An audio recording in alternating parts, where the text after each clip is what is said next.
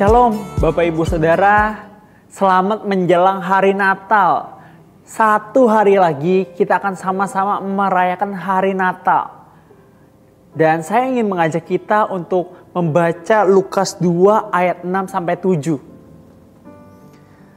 Ketika mereka di situ, tibalah waktunya bagi Maria untuk bersalin. Dan ia melahirkan seorang anak laki-laki, anaknya yang sulung. Lalu dibungkusnya dengan kain lampin dan dibaringkannya di dalam palungan. Karena tidak ada tempat bagi mereka di rumah penginapan. Saudara, kalau saudara pernah main drama Natal, mungkin saudara pernah menjadi penjaga atau pemilik penginapan. Mungkin pemilik yang galak, yang apatis, cuek. Atau juga pemilik yang berkata, kamar tamu saya sudah penuh, tapi saya punya kandang hewan yang bisa kalian pakai.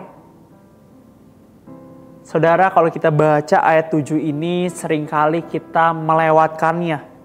Padahal ayat 7 ini menjelaskan alasan anak Allah berakhir di palungan di malam pertamanya di bumi.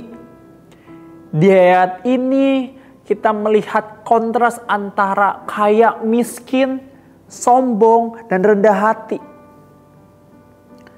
Ayat ini menyoroti penghinaan yang luar biasa untuk Yesus dan keluarganya. Dan juga mengisyaratkan tema kehidupan Yesus, yaitu penolakan. Bapak Ibu Saudara, Yusuf dan Maria kembali ke Bethlehem, ke kampung halamannya. Sudah sewajarnya di sana mereka punya keluarga besar atau juga kerabat yang datang ke Bethlehem untuk sensus. Dan sudah sewajarnya juga mereka mendapat kamar tamu dari keluarga besar mereka. Tapi ternyata tidak. Apakah semua kamar tamu kosong? Bukankah sudah sewajarnya kita memprioritaskan anggota keluarga yang sedang hamil besar? Tapi faktanya anak Allah harus dilahirkan di kandang hewan. Bukan kamar tamu yang nyaman, yang hangat, dan dikelilingi oleh keluarga besar.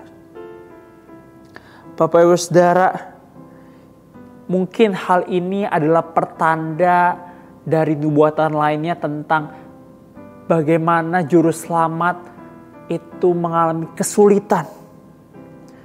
Palungan tidak hanya melambangkan kerendahan hati Yesus, tapi juga penghinaan terhadapnya. Palungan dan salib sama-sama menyimbolkan betapa juru selamat kita ditolak. Palungan memberitahu kita bahwa sejak juru selamat ada, dia penuh dengan luka dan kesulitan. Tapi Bapak Ibu, kita tidak boleh berhenti di ayat ke-7. Karena di ayat seterusnya kita akan melihat hal yang lain. Pada saat yang sama ketika orang-orang yang mau Yesus selamatkan menolak dia, bala-bala tentara sorga memberitakan kehormatan, kemuliaan, dan kekuasaannya. Bapak Ibu Saudara, di hari Natal ini siapakah kita? Apakah kita telah menjadi kerabat Yusuf dan Maria yang keluarga besar sama-sama Kristen tapi menolak Yesus? Kita tidak mempersilahkan Yesus masuk ke dalam kehidupan kita. Kita hanya memberikan Yesus uang kecil yang tidak penting dalam kehidupan kita. Kandang hewan dalam ruang hati kita untuk Yesus. Ataukah kita adalah pengikut Yesus yang setia dan saat ini sedang hina, ditolak oleh dunia ini, oleh orang-orang di sekitar kita. Dan akhirnya kita merasa malu karena telah mengikut Yesus dengan setia. Buat saudara yang sedang mengalami itu, ingatlah ini.